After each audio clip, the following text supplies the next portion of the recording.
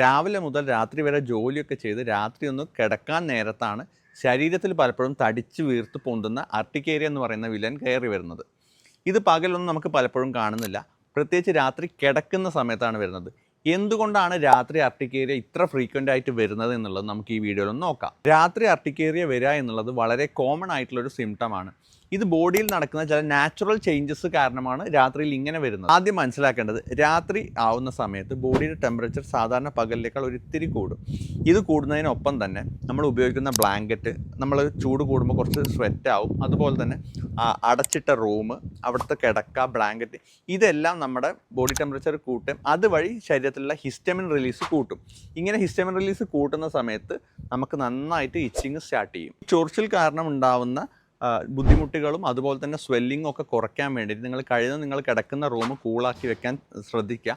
ഒപ്പം തന്നെ heavy blanket ഉപയോഗിക്കുന്നത് കുറയ്ക്കുക. രാത്രി ആവുന്ന സമയത്ത് നമ്മുടെ ശരീരത്തിൽ നാച്ചുറലി നമ്മുടെ കോർട്ടിസോൾ ലെവൽ കുറച്ച് കുറഞ്ഞു നിൽക്കാൻ സാധ്യതയുണ്ട്. കോർട്ടിസോൾ ലെവൽ കുറയുന്ന സമയത്ത് അലർജിക് റിയാക്ഷൻസ് ചില സമയത്ത് കുറച്ച് കൂടി കാണുന്നുണ്ട്.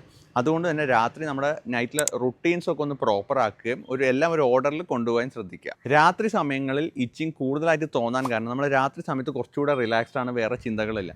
പകൽ സമയത്ത് നമ്മൾ വളരെ ബിസിയാണ്, നമ്മൾ സ്ട്രെസ്ഡ് ആണ്, വർക്കിലൊക്കെ ആയിരിക്കും. ആ സമയത്ത് നമ്മൾ ചൊറിച്ചിൽ പലപ്പോഴും അറിയുന്നില്ല. ഇപ്പോൾ വെറുതെ ഇരിക്കുന്ന സമയത്താണ് ഇത് കൂടുതലായിട്ട് അറിയുന്നത്.